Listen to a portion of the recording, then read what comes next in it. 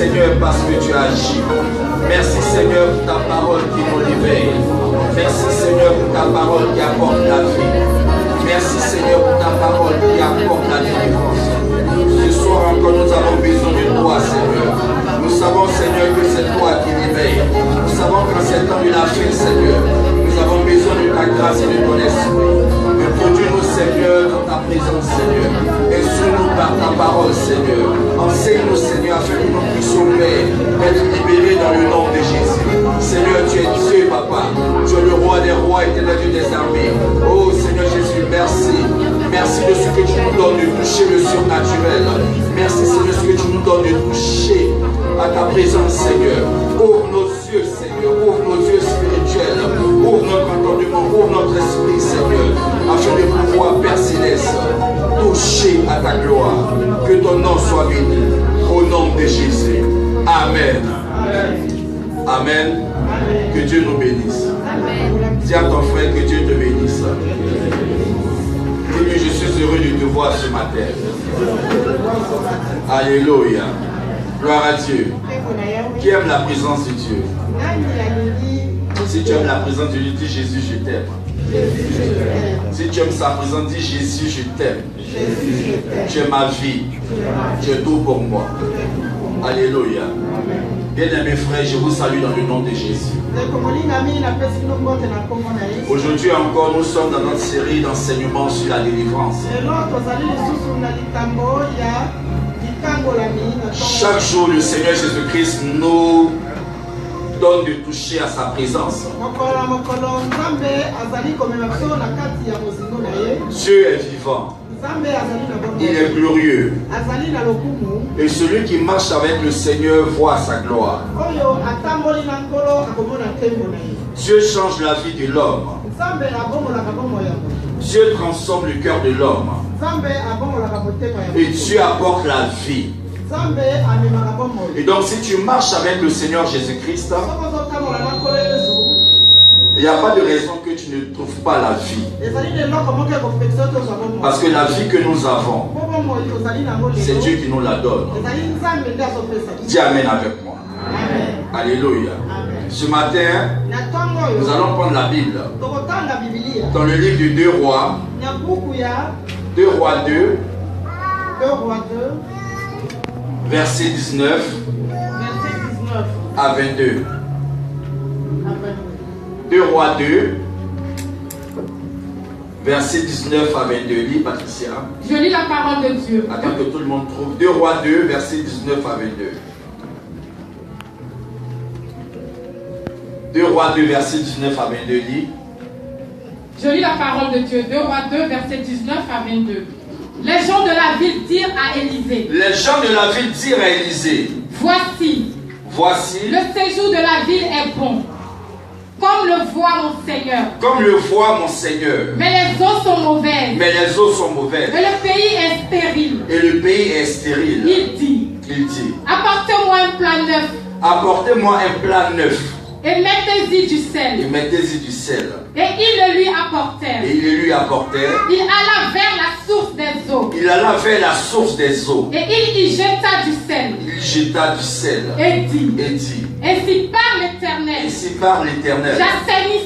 J'assainis ces eaux. Il n'en proviendra plus ni mort ni stérilité. Alléluia. Amen. Alléluia. Continue. Et les eaux furent assainies. Jusqu'à ce jour. Selon la parole qu'Élisée avait prononcée. Alléluia. Dis avec moi, la source de ma vie sera assainie. La source de ma vie sera assainie. Que le Seigneur Jésus-Christ bénisse sa parole. Amen. Dis Seigneur Jésus-Christ, je veux voir le surnaturel. Dis-lui, je veux toucher au surnaturel. Ouvre mes yeux. Alléluia. Bien-aimés frères, Dieu est vivant. Nous sommes aujourd'hui dans un moment de prière. Et nous savons très bien que nous sommes à 1 mois de la fin de l'année. Et que le monde spirituel est en train de travailler. Le monde des ténèbres travaille. Mais nous, en tant qu'enfants de Dieu, nous devons aussi nous réveiller dans la prière. Nous devons nous réveiller dans l'intercession. Le message que nous venons de lire en 2 Rois 2, versets 19 à 22 explique quelque chose de fort, explique quelque chose de précieux.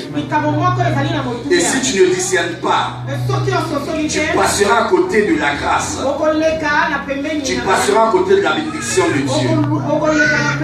C'est pourquoi nous devons assainir les eaux de notre vie. Nous devons changer l'eau de notre vie. Alléluia. Amen. La Bible va nous dire, en Luc chapitre 16, verset 8, que les païens sont prudents. Ceux qui ne connaissent pas le Seigneur vivent dans la prudence. Mais ceux qui sont enfants de Dieu vivent comme ils veulent. Lis Luc 16, verset 8. Je lis la parole de Dieu. Luc 16 au verset 8. Le maître loua l'économie infidèle de ce qu'il avait agi. Le maître loua l'économie infidèle de ce qu'il avait agi. Prudemment. Prudemment. Car les enfants de ce siècle sont plus prudents à l'égard de leurs semblables. Car les enfants de ce siècle sont plus prudents à l'égard de leurs semblables. Que ne le sont les enfants de lumière. Que ne le sont les enfants de lumière. Alléluia. Amen. Bien-aimés frères, l'une des choses que le diable cherche à enlever dans la vie d'un enfant de Dieu, c'est la prudence. Une personne qui n'est pas prudente tombera dans le piège de l'ennemi. Et la Bible va nous dire que ceux qui ne sont pas dans le Seigneur sont plus prudents que ceux qui sont en Christ. Ce qui revient à dire que les enfants de Dieu vivent comme ils veulent, sans aucune prudence. Mais en réalité, c'est dans la prudence que tu peux atteindre un niveau. La Bible dit que sois doux comme la colombe et prudent comme un serpent. C'est-à-dire que chaque jour que nous marchons, nous devons faire très attention, parce qu'il y a des pièges qui sont établis. Donc le diable cherche à enlever la prudence. Bien aimés frères, en Romains chapitre 6 verset 16, la Bible dit: tu es esclave de ce qui te triomphe, tu es esclave de ce qui te domine, tu es esclave de ce qui est au-dessus de toi. Si c'est le péché, tu seras esclave du péché. Ce qui triomphe de toi te rend esclave. C'est pourquoi nous, en tant qu'enfants de Dieu, ne permettons pas que le monde des ténèbres nous rende esclaves. Ne permettons pas que le monde des ténèbres fasse de notre vie ce qu'il veut. Parce que nous avons Jésus-Christ de Nazareth. Nous avons le roi des rois. Et personne ne doit diriger ta vie. Personne ne doit dicter ta vie. Personne ne doit t'amener là où il veut. Mais laisse le Seigneur Jésus-Christ te diriger. Tu n'es plus esclave. Je ne suis plus esclave. Mais je suis libéré au nom de Jésus. Tu es aussi libéré au nom de Jésus. La troisième des choses, c'est la parole. Il te faut avoir le secret de la parole. Selon Daniel 12, verset 4. Celui qui a le secret de la parole ne fera pas des erreurs dans sa vie. Celui qui a le secret de la parole saura ce qu'il faut faire. Car avoir un secret, c'est pouvoir le garder. C'est pouvoir vivre avec ce secret.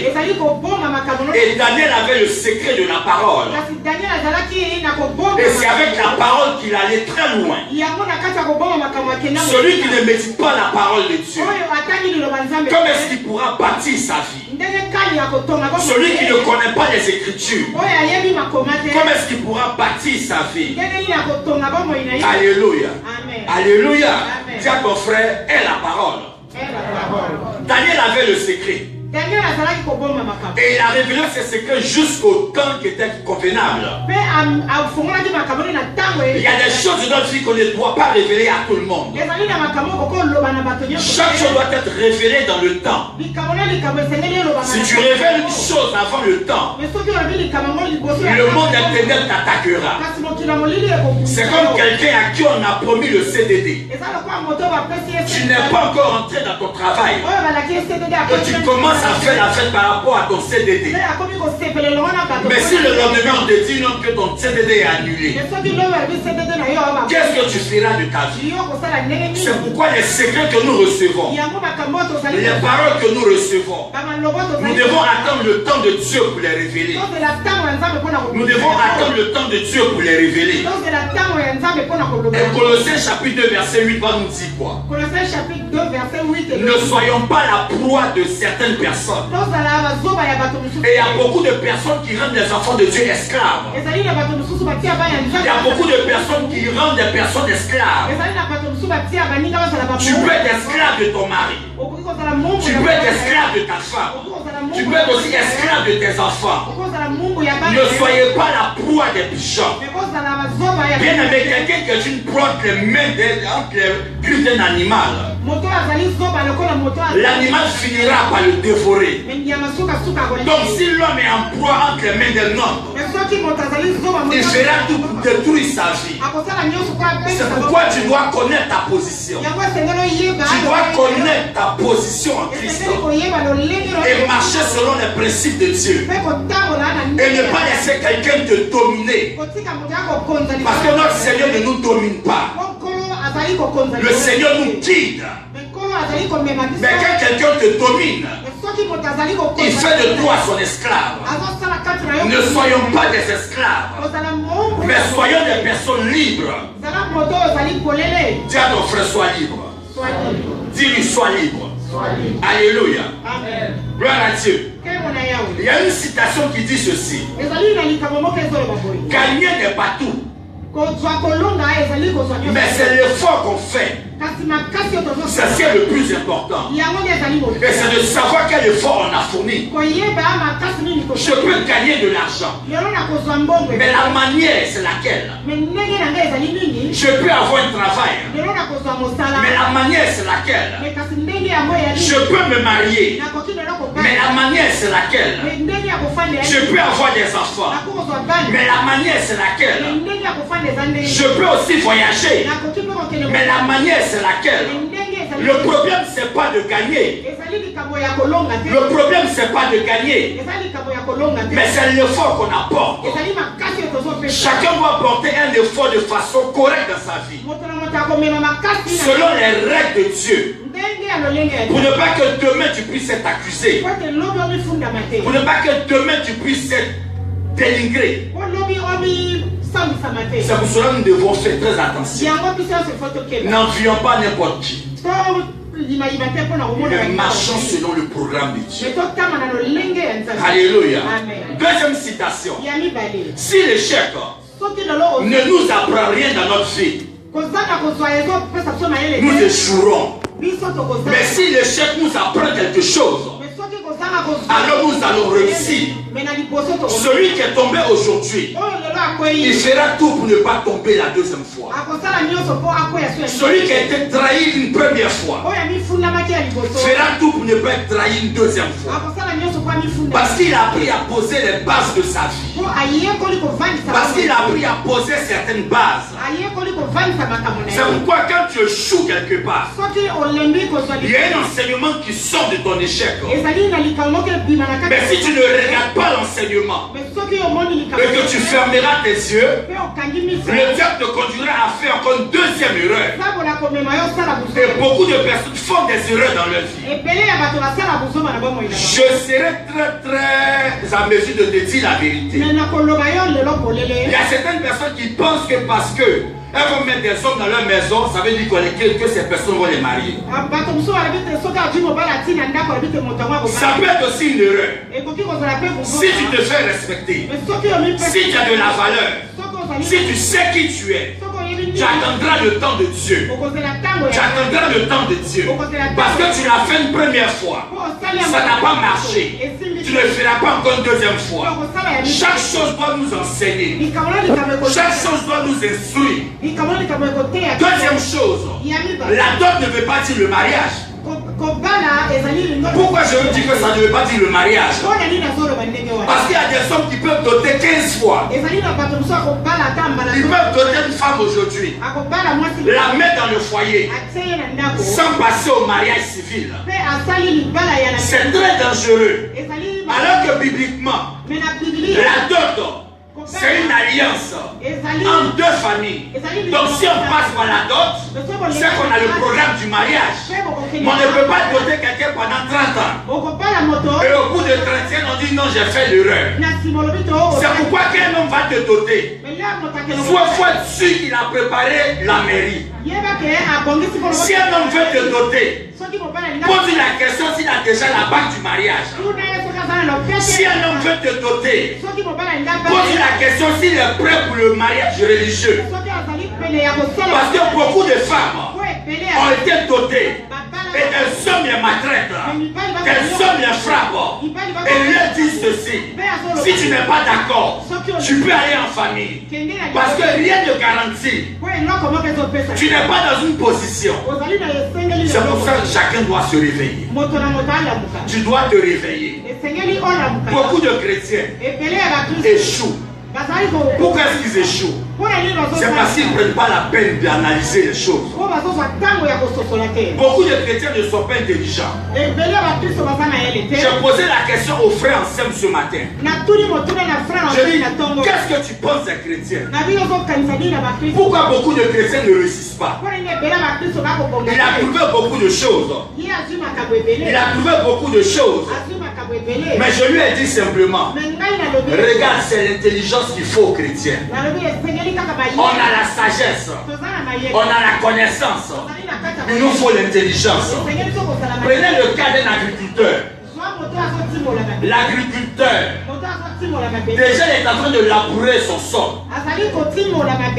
Ce qu'il est en train de faire, c'est d'apporter quelque chose de fort à sa terre. Mais l'agriculteur va se dire que si je me permets de faire moi-même le labourage, ça va me fatiguer. Alors qu'est-ce qu'il faut faire? Il va prendre une première vache, une vache femelle. Après il prendra une vache mâle. Ça fait 2 vaches. Mais dans la vie de ces vaches-là, il y a quelque chose de très fort. C'est le lait.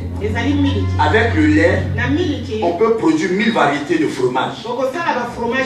Donc d'agriculteur, il devient producteur de fromage. Mais nous sommes enfants de Dieu. On ne fait qu'acheter. Mais qu'est-ce que nous produisons? C'est ce qui fait que l'église est pauvre. Dieu nous a donné l'intelligence, mais on n'arrive pas à développer notre intelligence. Une femme qui fait la formation de garde d'enfant, ça veut dire qu'au bout de 3 ans, le petit Jean Dubois va commencer à marcher tout seul. Donc dans ta vie de garde d'enfant, tu dois déjà programmer la marche de Jean Dubois. Donc au bout de 5 ans de travail, tu dois envisager faire autre chose. Mais tu ne dois pas toujours rester dans la recherche de garde d'enfant. Parce qu'il va arriver un moment aussi où les femmes vont cesser de faire des enfants. Mais si tu n'as pas une autre formation, ça va t'empêcher d'aller de l'avant. Amen. Tu es professeur de maths. Tu peux aussi faire des études sur tout ce qu'on appelle les sciences physiques. Parce que tu veux évoluer. Tu ne vas pas rester toujours dans la même position. Regardez le jeune Nicolas Lévalois. Nicolas Lévalois est né d'un père menuisier. Il est né d'une mère couturière. Et après le décès de ses parents, il a été élevé par son oncle. Et son oncle était menuisier. Et il a appris la menuiserie auprès de son oncle. Jusqu'au jour où il a décidé de se marier. Et il s'est mis avec une femme. Pendant qu'il faisait la menuiserie, il a ouvert un bistrot. Et pendant qu'il avait son bistrot, il est tombé sur l'un de ses amis, qui était ami à quelqu'un qui était le gérant de tout ce qui est lotissement au niveau de la France. Et il est rentré en contact avec lui. Et cet homme du nom de Nicolas Levallois, qu'est-ce qu'il a fait? Il a acheté une parcelle à la rue Aristide Wilson, au président Wilson, ainsi qu'une autre parcelle à Jean Jaurès. Et cet homme, au fur et à mesure, a fait de Levallois un village. Parce qu'on lui a confié toute la gestion maintenant de tout ce qui est géométrie. Il est devenu géomètre, de menuisier, de bistroman. Il est devenu géomètre. Et il a construit le premier village. Levallois était un village. Jusqu'à ce que ça devienne une ville. Ça a été écrit par Napoléon III. Et ça a été devenu une ville. Prenez Max Spencer. Il a commencé vendeur. Et aujourd'hui, il est responsable de tous les Max Spencer. Mais prenez un chrétien. Il est devenu le plus grand intercesseur. Ce n'est pas mauvais. Mais il est tellement devenu spirituel. Dieu lui dit, réveille-toi. C'est vrai, tu domines spirituellement. Mais sur la terre, tu fais quoi? Tu fais quoi? Bien-aimé frère, il faut qu'on se réveille. Pourquoi les païens sont en train de bercer? Un chrétien commence une petite activité. Il n'a même pas encore arrivé au milieu. Il dit non, c'est trop dur. C'est trop dur. C'est trop difficile. Toutes les grandes victoires commencent d'abord par des échecs. C'est les échecs qui te relèvent et de pouvoir faire à soi quelque chose de fort. Il faut que les chrétiens se lèvent. C'est nous les chrétiens qui aimons nous plaindre. Bien aimé frère, quand tu vas prendre un médecin, il va tout faire pour être infirmier. Amen. Après il va chercher un chirurgien. Mais pourquoi nous sommes toujours à l'étape de garde d'enfant, à l'étape de ménage? Alors qu'on appelle ça un tremplin. C'est un passage. Ça ne veut pas dire que tu dois rester dedans. Mais imaginez-vous un instant, tous les chrétiens en France qui ont acheté des maisons. Ce n'est même pas encore fini d'acheter. Mais il s'appuie par exemple sur son salaire pour payer la maison. Alors que ça fait par exemple 15 ans qu'il est en France. Et c'est la 16e année qu'il a eu sa première carte de séjour. Et il doit payer sa maison sur 30 ans. Et dans 10 ans, il doit aller à la retraite.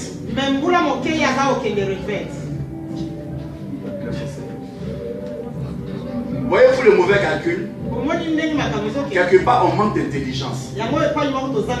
À quel âge tu es venu ici? Ceux qui sont nés ici même là, c'est encore une grâce de Dieu pour qu'ils puissent s'en sortir. Mais il y a certains qui sont venus à 45 ans. Il te reste combien d'années pour aller à la retraite? Et tu as eu ton premier CD, tu vas prendre crédit à la banque pour acheter une maison. Je connais une dame dont j'en parlais à papa ensemble ce matin. Elle a pris une maison. Elle n'arrive plus à payer. La banque a saisi la maison. Ils l'ont arrachée. Aujourd'hui, là, elle pleure. Elle pleure. La Bible dit de vivre pour l'instant dans le contentement. Quand tu n'es pas en mesure de faire quelque chose, il ne faut pas t'engager depuis demain à avoir du regret. Beaucoup ont pris des maisons, c'est pas mauvais. Mais ce n'est pas pour ta maison. Parce que le jour on te fait partie, ils vont venir prendre. Donc ça ne sert à rien de dire j'ai acheté ma maison en France. Si je suis à l'étape du crédit, disons je suis à l'étape du crédit, je n'ai rien encore payé. Parce que c'est quand tu as fini de payer là, tu peux respirer. Mais tant qu'on te prélève, tu es encore à l'étape de crédit. Bien aimé frère, nous les chrétiens on ne réfléchit pas. Mais si tu veux prendre une maison, je bénis Dieu, je bénis le Seigneur, parce que tu as une activité à côté. Même si à côté on te dit non, tu ne travailles plus, tu as une entrée d'argent qui peut te permettre de payer ta maison. Mais on est en CDI nous deux. Avec le nouveau programme du monsieur, tu vas te lever pour aller prendre un crédit. C'est des problèmes. Il faut faire quelque chose de côté. La formation est très importante. Ce que tu apprends ici, tu peux créer une entreprise même en Afrique. Et puis tu vas de temps en temps, tu regardes. Mais tu apprends. Et tu n'as pas la vision d'entreprendre. Mais au bout de 10 ans, si tu sais tu as eu ton CD que tu achètes la maison, la maison n'est pas rentable. Dans la mesure où en ce moment tu ne dors pas dedans, tu dors en Europe ici. Donc ce n'est pas le moment d'aller prendre. Parce que si tu achètes une maison en Afrique, que tu ne dors pas dedans, et tu fais quoi? Tu fais quoi? Pendant que les autres sont en train de dormir dedans, toi tu payes un crédit. Le jour où tu vas en vacances, ils ont cassé le robinet, les toilettes, ça fait comme ça. Attendons la soeur si elle vient, ou attendons le dentiste si elle vient, elle va réparer. Les choses n'ont même pas fini de payer. Ils ont commencé à casser les choses dedans. C'est pourquoi soyons sages. Soyons sages. Alléluia. Amen. Alléluia. Amen. Troisième citation. Il dit tout le monde peut réussir. Mais il suffit de savoir ce que tu veux. Ce que tu veux faire. Il y a des gens qui commencent le commerce du pain aujourd'hui. Ils disent non, ça ne marche pas, je vais faire commerce de galettes. Non, je vais faire poulailler. Tu ne sais même pas qu'est-ce que tu dois faire. Pourtant, tout est déjà là. Si un vendeur d'habits est devenu milliardaire aujourd'hui, c'est que toi aussi tu peux devenir milliardaire. Mais pourquoi est-ce qu'à chaque fois on veut être assisté par des gens? L'assistanat là, ça te met dans un esprit d'esclavage. Ça te met dans un esprit d'esclavage. Tu es un intellectuel. Tu as toutes les capacités qu'il te faut. Tu es dans une nation où il y a des grossistes. Tu peux aller prendre quelque chose, tu peux commencer ton commerce un peu. Comme quelqu'un qui me disait la dernière fois, mon troisième enfant c'est mon RSA. Ça m'a choqué. Elle est enceinte. Elle dit son troisième c'est son RSA. Mais au bout de 3 ans, qu'est-ce qu'ils font? On coupe. Tu dois élever 3 enfants jusqu'à 18 ans. Ah, c'est vrai. S'il n'est même pas encore marié, et même s'il est marié, il va venir manger après chez toi. C'est toute une vie. Je dis, mais sortons de ce système. Parce que quand tu te fais assister, tu n'as pas de valeur. Tu n'as pas de personnalité. À la fin du mois, ton cœur bat parce que tu dois remplir quelque chose. Si tu ne remplis pas, tu vas pas avoir ton argent. Et après, maintenant, on vient toquer à ta porte pour voir si réellement ce que tu as dit là, c'est la vérité. Si tu es un enfant de Dieu, prie le Seigneur pour faire quelque chose qui est sorti de là. Tu as besoin de travailler. La Bible même dit que nous devons travailler. Et que celui qui ne travaille pas, qui ne mange pas. Réveille-toi. Dis à ton frère, tu peux réussir. Alléluia. Gloire à Dieu. Dieu a donné le jardin d'Éden à Adam. Genèse 1, verset 15. Dieu a donné le jardin d'Éden à Adam. Je dis, Élisée a vu la source, il dit, on peut la changer. Genèse chapitre 1, verset 15. Dieu a donné le jardin d'Éden à Adam. Lis. Je lis la parole de Dieu, Genèse 1 au verset 15. Et qu'il sert de luminaire. Non, Genèse 1, verset 15. Genèse 1 au verset 15. Oui, lis. Et qu'il serve de luminaire dans l'étendue du ciel. Attends.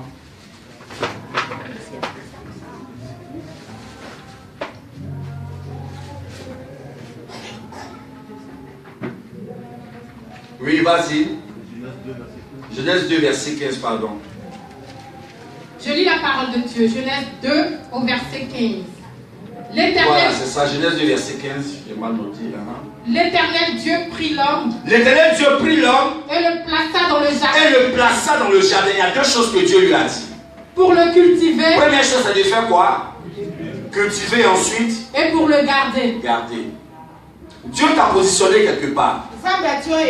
Il dit cultive. Prends la peine de regarder ce qui ne va pas au niveau de ta vie.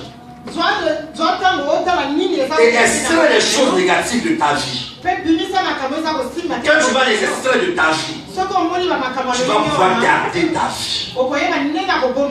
Adam n'a pas géré l'héritage de Dieu. Quand tu ne gères pas l'héritage de Dieu, le diable introduit ta vie dans le but de te détruire. Dieu a donné le jardin. Dieu t'a donné la vie. Mais tu fais quoi de ta vie?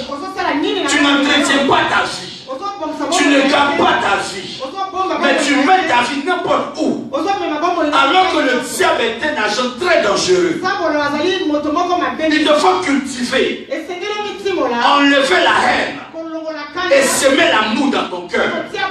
Il te faut cultiver, enlever la méchanceté, enlever tout ce qui est aigreur et laisser la paix de Dieu entrer dans ton cœur. Il est très important de garder sa vie et ne pas laisser n'importe qui toucher à notre corps. Parce que celui qui a accès à ta vie, il a accès à ta destinée. Celui qui a accès à ta vie, il a accès à ta destinée. Et comme Adam n'a pas géré l'héritage du jardin, qu'est-ce que Dieu va faire? Dieu suscite une autre génération. Il parle à Noé.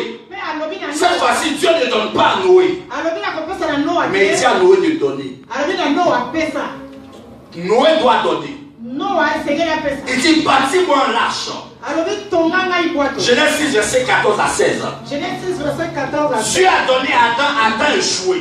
Maintenant, c'est à Noé de donner. Je lis la parole de Dieu, Genèse 6, verset 14. Fais-toi une arche de bois. Fais-toi une arche de bois. Tu disposeras cette arche en cellules. Et tu la planturas de poids en dedans et en dehors. Voici comment tu le feras. L'arche aura 300 coudées de longueur, 50 coudées de largeur et 30 coudées de hauteur. Tu feras à l'arche une fenêtre que tu réduiras à une coudée en haut. Tu établiras une porte sur le côté de l'arche. Et tu construiras un étage inférieur, un second et un troisième. Et moi, je vais faire venir de déluge d'eau sur la terre. Amen. Amen. Je le lis. Alors Dieu dit à Noé, pardon, alors fais-toi une arche en bois. Maman, tu parles avec moi. Résigneux. Tu diviseras cette arche en cellules et tu la couvriras d'un enduit au dedans et au dehors.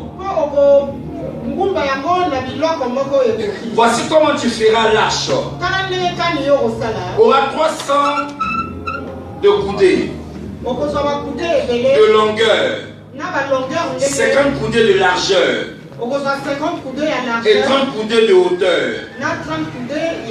Tu feras l'arche avec une couverture d'une coudée disposée. Tu placeras la porte large sur le côté et tu feras un deuxième étage inférieur. Et un deuxième et un troisième. Quant à moi, je ferai venir sur la terre le déluge pour anéantir tous ceux qui souffrent, tous qui ont souffre de vie. Tout ce qui est sur la terre périra. Alléluia. Amen. Vous savez, les chiffres dans la Bible ont des significations. Les chiffres dans la Bible ont des significations. On prend par exemple 150. 150 de long. 150 de longueur. Suivez-moi. 150 de long égale 1. L'unicité de Dieu. 1. L'unicité de Dieu. Selon Jean 17, verset 21. 5. La grâce divine. Luc 9, verset 16. 0. Le chaos. Genèse 1, verset 2. Donc il y avait un chaos sur la terre. Dieu voulait rétablir toutes choses. Et Dieu a choisi Noé. Il dit, bâtis-moi l'arche. Si tu veux que ta vie soit bénie, présente cette vie à Dieu. Amen. Amen. Continue, Cynthia. 1 plus 5, ça fait 6. Chiffre complet. C'est le chiffre de l'homme. L'homme a besoin de la grâce de Dieu dans sa vie pour accomplir toutes choses. Sans la grâce de Dieu, tu ne peux rien accomplir. 1 Chronique 20, verset 6. Continue, Cynthia.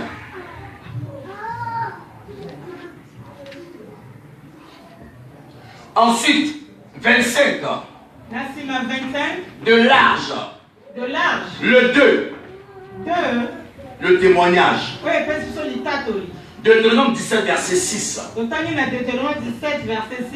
Ensuite, 5. La grâce divine. Toujours la grâce divine. Et 2 plus 5 égale à combien? La perfection divine, c'est qui est complet. Amen.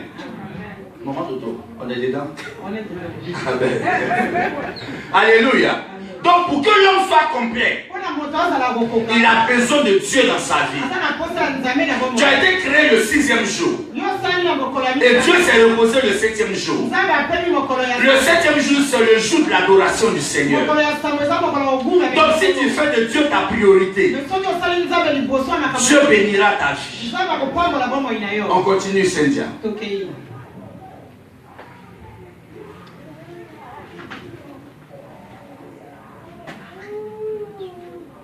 Ensuite, dimension de 15 mètres de haut. Dimension à 15 mètres de haut. Job 17, verset 21. Et comment il a Job 17, verset 21. Ensuite vient le chiffre 40.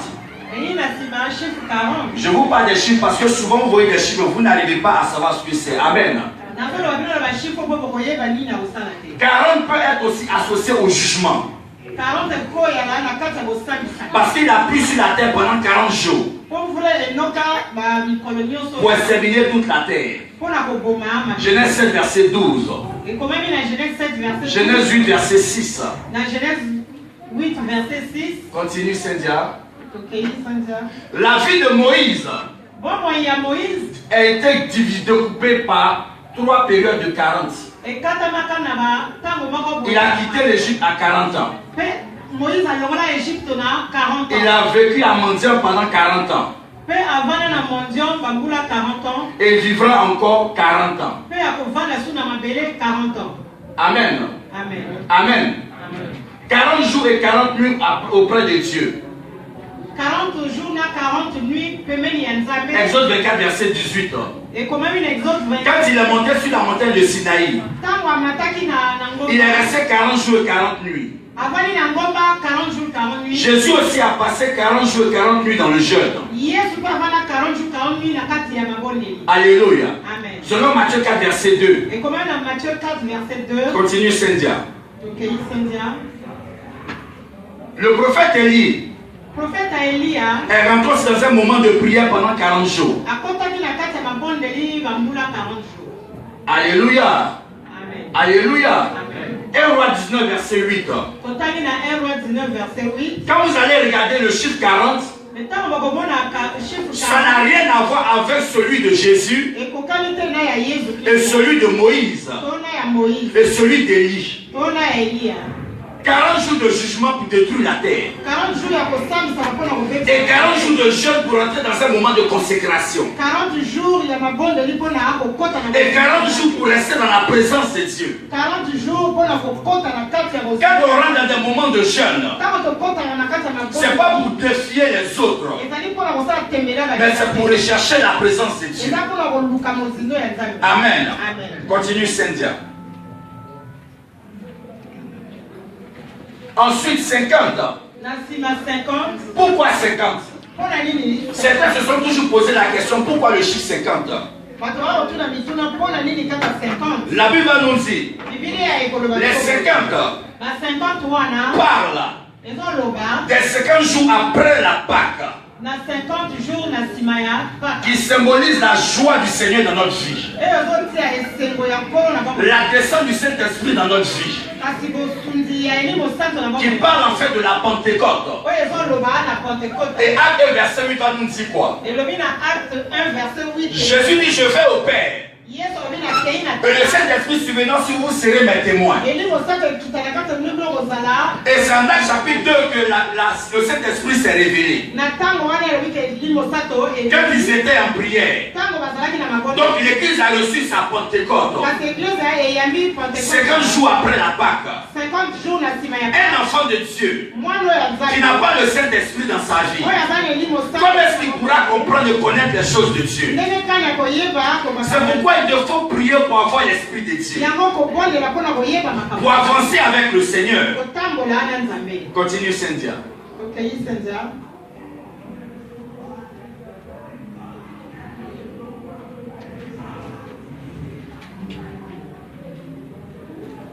Amen. Comme je disais tantôt, Dieu a donné le jardin à Adam. Noé a bâti l'arche. Et Dieu dit maintenant à Abraham, quitte. Quand tu arrives à bâtir ta vie avec Dieu, Dieu maintenant te dit, il faut prendre la décision de quitter. Parce que là où tu te trouves là, ce n'est pas un territoire qui est favorable à ta vie. Tu peux être au milieu des gens, mais tu ne sais pas qu'est-ce que le fondement de leur vie. Quelqu'un peut dire qu'il est ton collaborateur, mais en réalité il te jalouse dans le secret. Dieu te dit quitte-le. Parce que tant qu'il est là, tu n'auras pas de percée dans tes marchés. Parce que tu pries pour avoir des marchés. Lui il prie pour que tu tombes. Et Dieu va commencer à te révéler certains caractères venant de cette personne. Ça doit de te séparer. Après Abraham, Dieu donne la Torah à Moïse. Exode 34, verset 1 à 4. Le peuple d'Israël avait 5 livres. C'est avec ces 5 livres qu'ils ont révolutionné le monde. Et c'est avec ces 5 livres qu'ils sont bénis. Si tu ne sais pas ces choses, si tu ne t'attaches pas à la parole de Dieu, comment est-ce que tu peux voir Dieu agir dans ta vie? Moïse a pris la loi auprès de Dieu pour descendre. Premier livre de la loi, Genèse. Le livre de Genèse est divisé en deux. Le premier niveau nous parle de la création. Et le deuxième nous parle de la rentrée des patriarches dans le monde.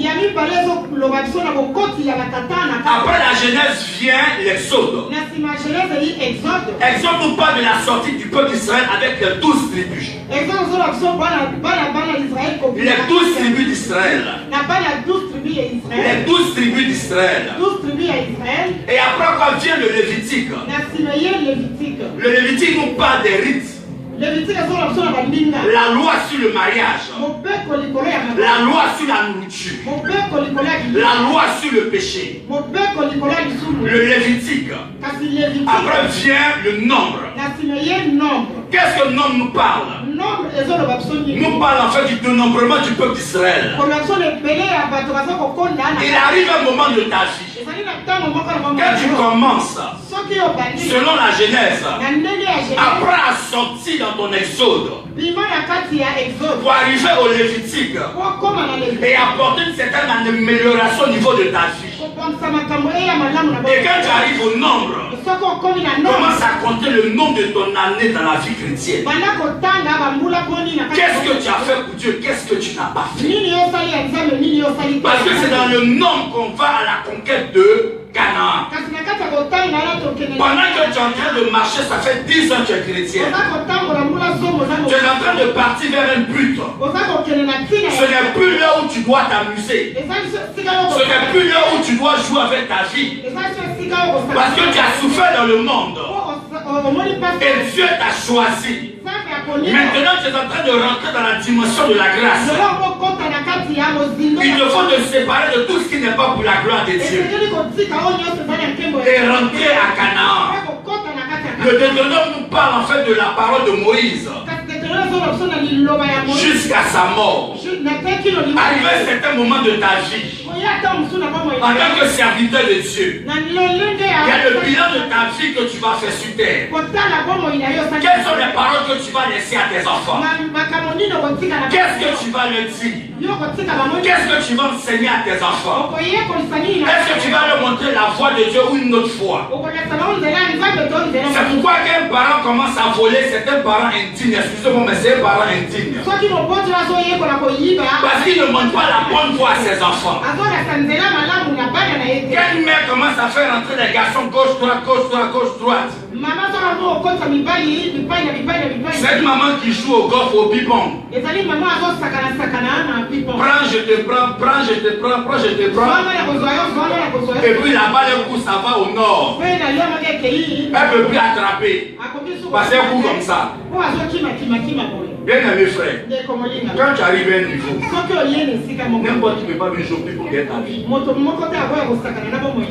Je joue à gauche. Je joue à droite. Je joue à gauche. Je joue à droite. Si tu ne prends pas de décision, la Bible va siffler la fin du match. Et tu vas te sentir trahi. Quand on décide de suivre le Seigneur, même s'il y a des décisions qu'on doit prendre qui sont difficiles, cela sera utile pour améliorer notre vie. Dis à ton frère yes. Dis-lui yes. Deutéronome.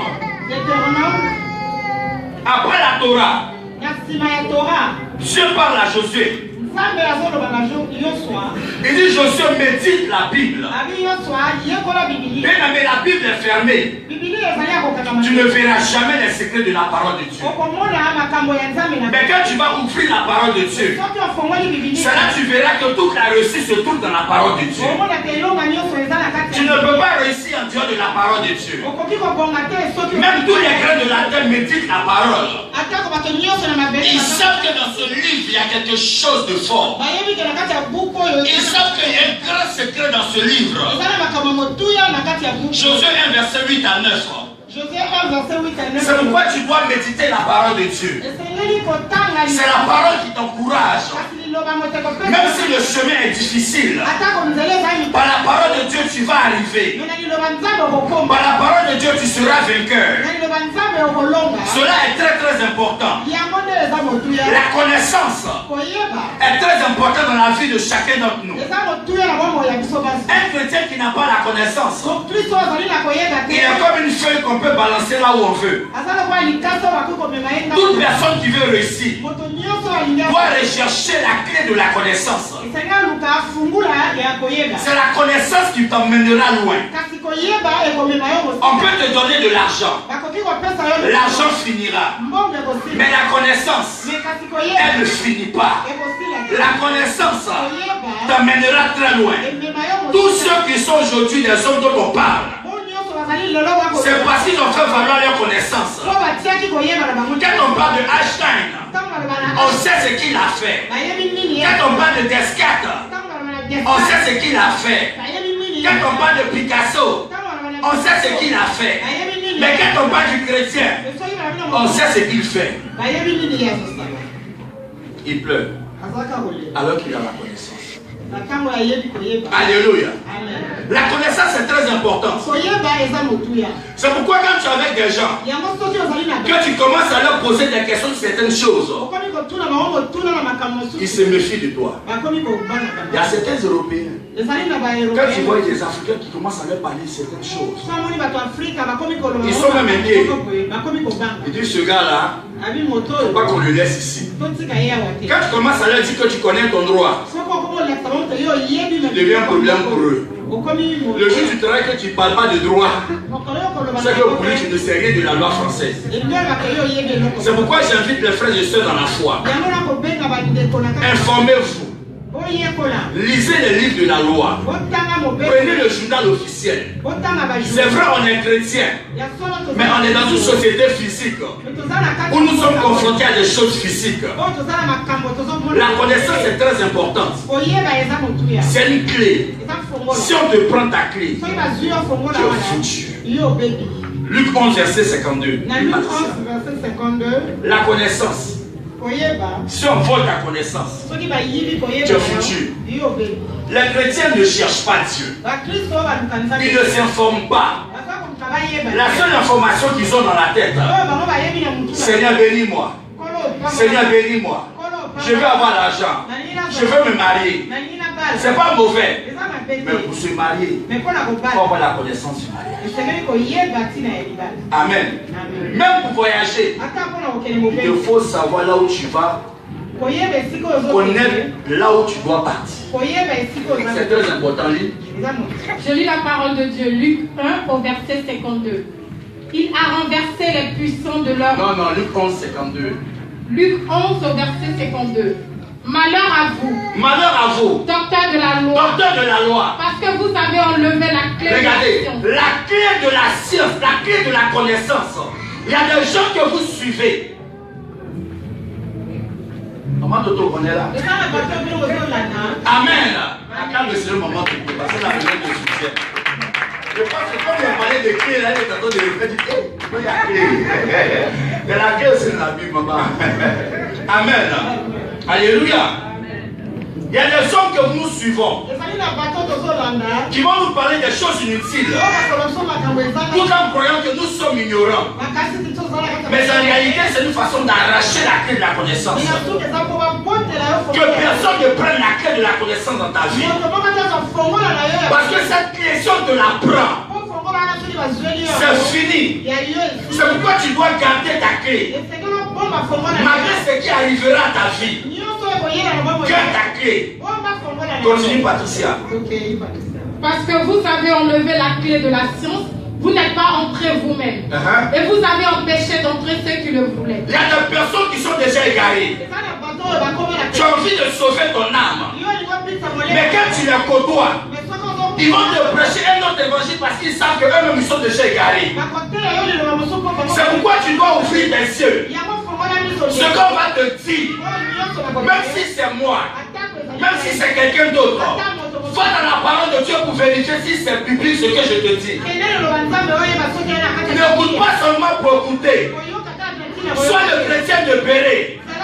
Et aujourd'hui, beaucoup de chrétiens en France ne lisent pas la Bible, ne cherchent pas dans les Écritures.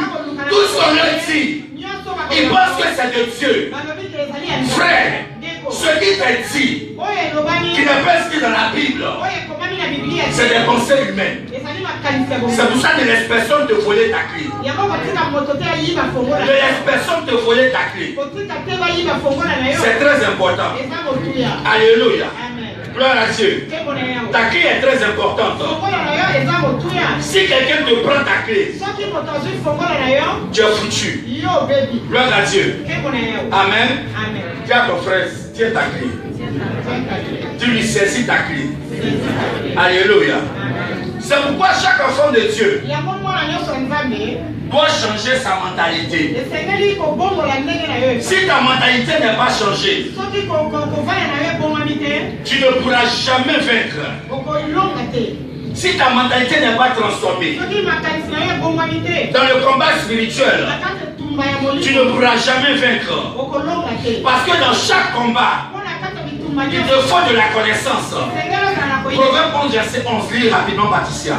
Je lis la parole de Dieu. Proverbe 11 au verset 11. La ville s'élève par la bénédiction des hommes droits, mais elle est renversée par la bouche des méchants. Alléluia. Amen. Si tu n'as pas la connaissance, comment est-ce que tu sauras que tu dois faire des choses droites?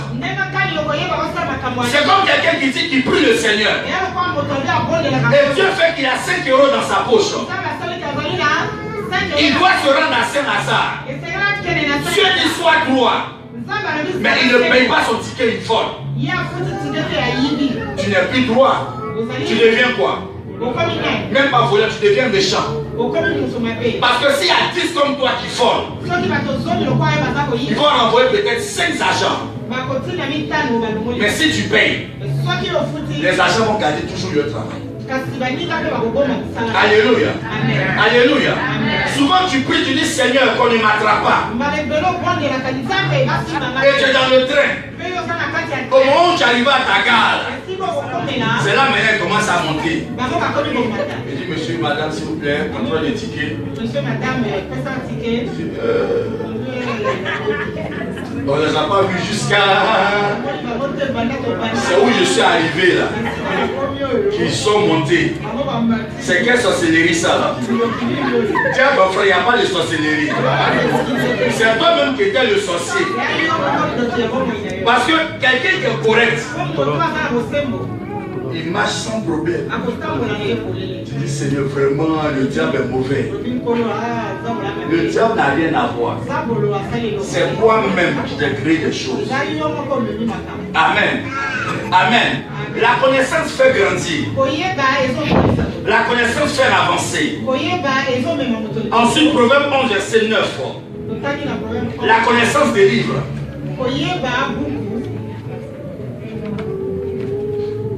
Vous connaîtrez la vérité et la vérité vous affranchira. Ça c'est Jean 8 verset 32. Mais Osée 4 verset 6 dit quoi? Par manque de connaissance le peuple. Est-ce que c'est par manque du diable? Est-ce que c'est le diable qui va donner la connaissance? On dit par manque de connaissance le peuple périt. C'est pas le diable. C'est parce que toi-même tu ne veux pas faire quoi? Chercher. Chercher. Tu passes ton concours. Tu dis non, j'attends. Dieu même va venir écrire pour moi. Attends. Il n'y a pas de problème. Dieu va te soulever, tu vas dans la maison, et puis les autres vont réussir, et toi tu es assis. Si tu ne travailles pas, tu ne seras pas admis.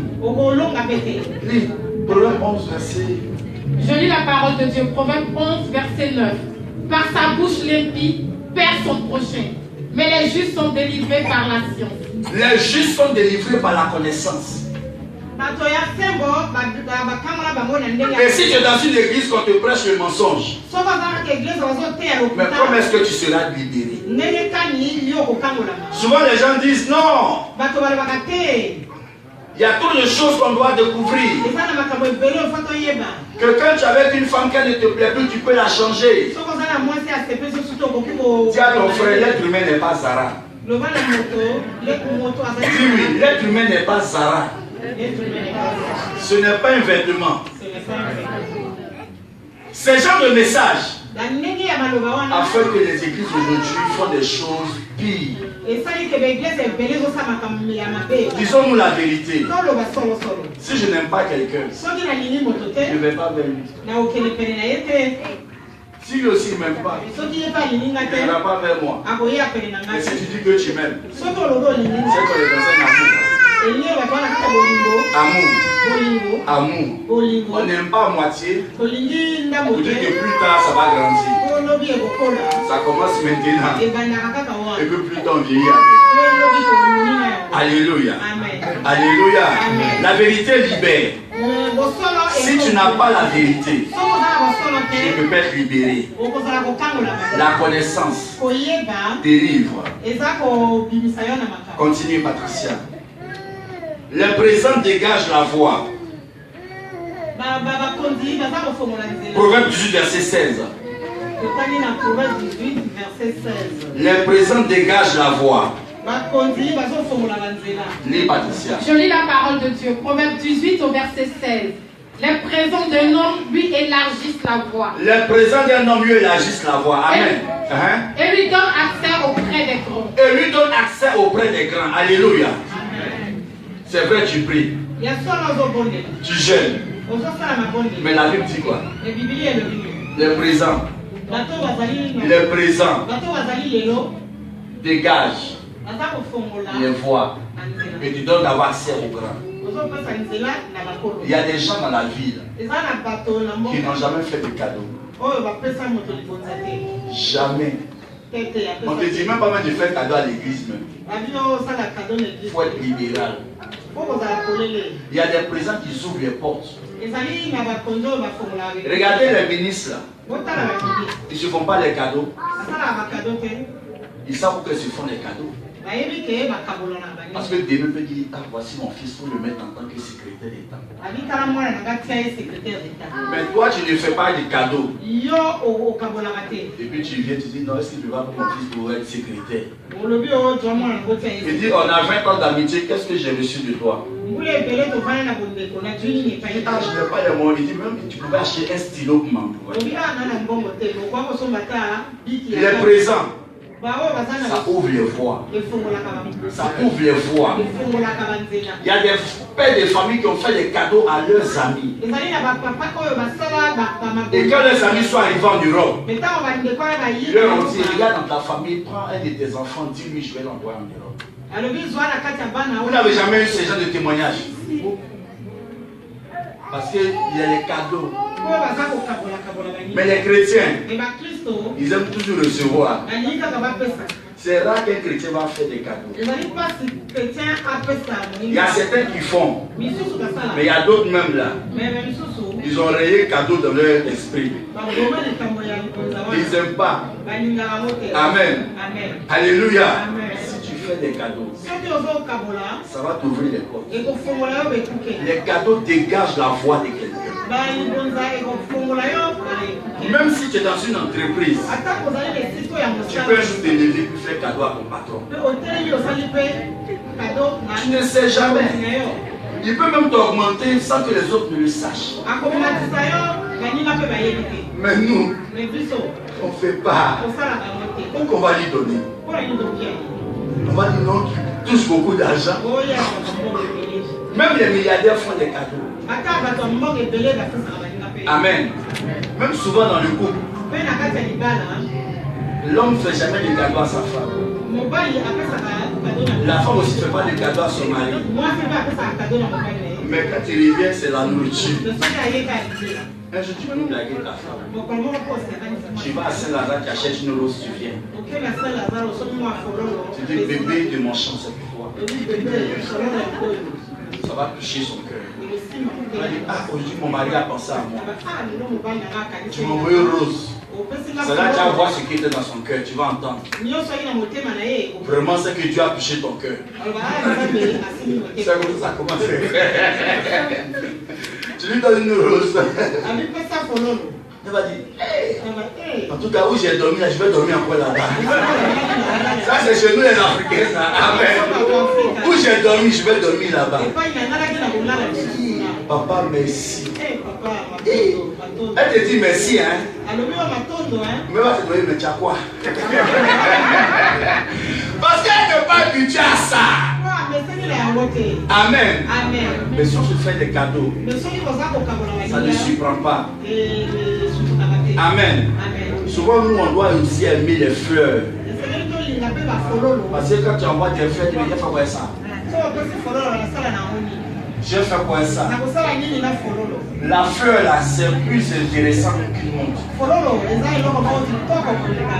Parce que quand tu envoies la fleur, c'est le sentiment de ton cœur qui est dans la fleur. Tu mets la veilleuse à la maison. Et puis tu es tout pour moi. Elle descend à 18h. Aujourd'hui, là, c'est toi qui fais la cuisine. Tu fais œuf perdu à l'huile de tournesol.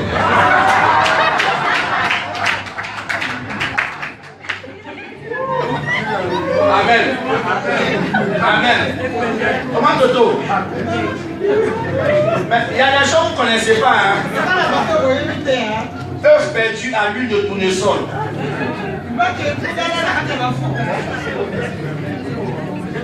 Demandez à maman. Amen. Souvent, maman, quand elle est au travail, c'est moi qui fais à manger. Quand elle arrive, elle va me bénir. Amen. Vous ne connaissez pas une œuf perdu à l'huile de sol. C'est tout simplement de faux plats. C'est tout simplement de faux plats. Parce que quand tu commences à crier, ça se paye. Amen. Amen. Amen. C'est perdu dans l'huile. Mais quand maman va venir le soir, elle va se retrouver.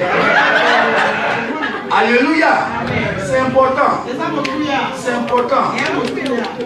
La maman aussi peut bénir son mari. Vous savez, quand on est en couple, on devient comme des amis, comme des frères. C'est pour cela qu'il ne doit pas exister d'animosité entre nous. Amen. La connaissance. Un jour, maman m'a rappelé quelque chose. Parce qu'au début, quand on parle un peu souvent, je chante. Quand j'étais assis, et papa, tu chantes plus.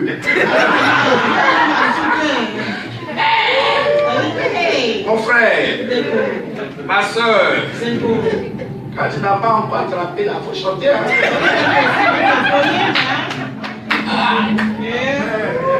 Chantez tous les jours pour elle. Quand il veut la voir comme ses pieds, chanter. Mais maintenant, même si elle chante pas, elle est là. Alléluia. Même si elle chante pas, elle est là. On est ensemble. C'est stické. C'est plus en niveau. Même qu'elle chante pas, c'est pas là.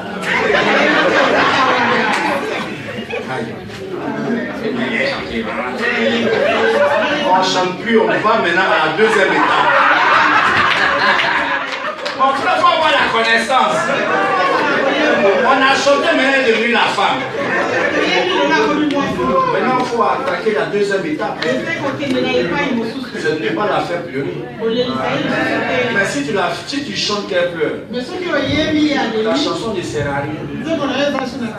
La deuxième étape, on prend soin d'elle. Amen. Alléluia. On est des frères. Faisons-nous des cadeaux. Alléluia. On continue, Cynthia. Quand tu tends la main aux riches, ils te dominent. Proverbe 22, verset 7. Quand tu tends toujours la main aux gens, tu deviens leur esclave. Tu deviens leur esclave, tu n'as plus de parole. Ils peuvent te dire des méchancetés, des choses que tu ne dois pas entendre. Ils vont te dire pour te blesser. Mais la Bible dit, tu dois travailler. C'est le travail qui te donnera de la valeur. Amen. Continue, Cynthia.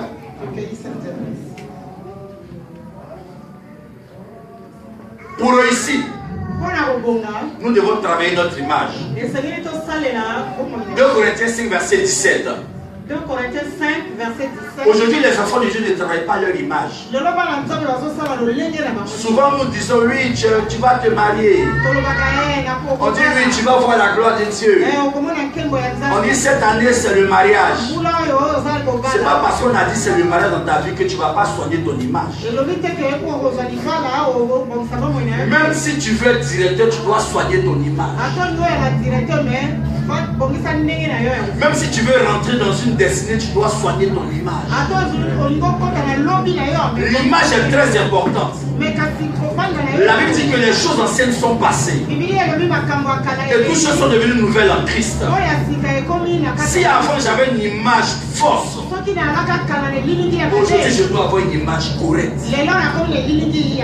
Si on m'a connu comme étant une personne bagarreuse, je dois changer mon image. C'est dans cette image réelle là que les gens te prendront en tant que femme. Ou on te mettra dans une responsabilité.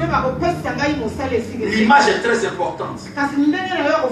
Même tous ceux qui ont des Facebook, des jeunes aujourd'hui, ce que vous ne savez pas, quand vous cherchez du travail, vos DRH vont sur votre Facebook pour regarder qui sont vos amis. Quelle image vous présentez sur les réseaux sociaux? Parce que l'image que tu présentes aussi, elle vend la société. Donc l'image que nous présentons en tant que chrétiens révèle Christ. Il y a des gens, il ne faut pas marcher sur leurs pieds. Même quand ils sont dans le bus que tu marches sur leurs pieds, ils vont te parler mal. Alors qu'en réalité, ce n'est pas sur le pied, mais c'est sur la chaussure. Il va s'abaisser, prendre sa pochette pour yeux, sa chaussure. Changeons notre image. Continue, Cynthia.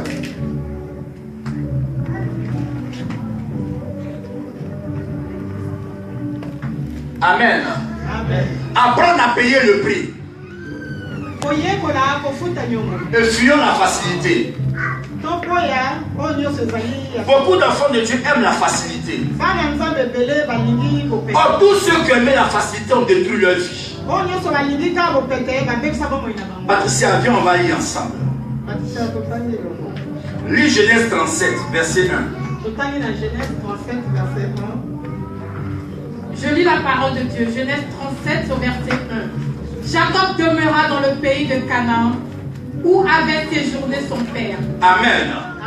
Donc, Genèse 37 nous parle de l'histoire de Jacob et de ses enfants. Lis Genèse 39, verset 6 à 10. Je lis la parole de Dieu. Genèse 39, verset 6. Suivez bien le texte. À 8. À 10. Il abandonna aux mains de Joseph tout ce qui lui appartenait. Et il n'avait avec lui d'autre soin de celui de prendre sa nourriture. Or Joseph était beau de taille et beau de figure. Oh, Joseph était beau de taille et beau de figure. Alléluia.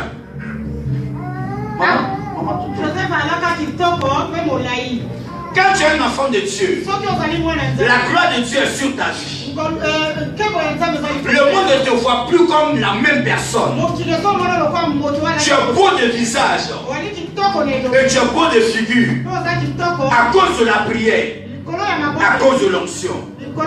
Continue, Patricia. Après ces choses, il arriva que la femme de son maître porta les yeux sur Joseph et dit, couche avec moi. Il refusa. Et dit à la femme de son maître, voici mon maître ne prend avec moi connaissance de rien dans la maison. Et il a remis entre mes mains tout ce qui lui appartient. Il n'est pas plus grand que moi dans cette maison. Et il ne m'a rien interdit, excepté toi, parce que tu es sa femme. Alléluia. Parce que tu es sa femme. Si quelqu'un n'est pas enseigné, il va dire, mon cher, voici une occasion. Moi je suis esclave, la femme, elle dit, elle est amoureuse de moi. Mon frère va la gérer tout doucement. Là, chaque fin du mois, donne moi 500 €. Tu gères la femme du patron. Tu n'as pas entendu copine, c'est femme. Donc là, tu es dans un doux péché. Tu es en train de commettre adultère. Alors que quand vous lisez la vie de Joseph, il a eu un songe glorieux. Un songe glorieux. Le diable a voulu le tuer par ses frères. Il a échoué. Il y a des gens qui ont voulu te tuer dans le monde. Ils ont échoué. Maintenant tu es devenu chrétien. Le diable dit attends. On va voir le sexe. Le sexe. Le sexe est l'une des armes que le diable utilise pour avorter les bénédictions de la vie des enfants de Dieu. C'est pourquoi le Seigneur dit de fuir l'impudicité. Il y a un problème dans le sexe. Le sexe qui est fait en dehors du mariage a problème dedans. Elle dit Joseph, couche avec moi. Si ce n'est pas le diable en personne. Quand tu as une prophétie de Dieu qui t'accompagne, quand Dieu te dit qu'il doit t'élever, n'aime pas la facilité. Il faut payer le prix. Joseph a refusé d'aller avec la femme de son maître. Mais il y a beaucoup de chrétiens. Le sexe est devenu un lien pour eux. Sans sexe, ils ne peuvent pas dormir. Pour 5 secondes, pour 3 secondes, tu étais presque arrivé au guichet. Tu as oublié ta facture à la maison. Qu'est-ce que tu vas faire? Tu retournes, non? Quand tu retournes, il y a combien de personnes devant toi? Il y a au moins 100 000 personnes devant toi. Jusqu'à tu vas atteindre les 100 000 là. Tu vas prier. Joseph dit, mon père Jacob m'enseignait que aller avec la femme de quelqu'un, ce n'est pas bon.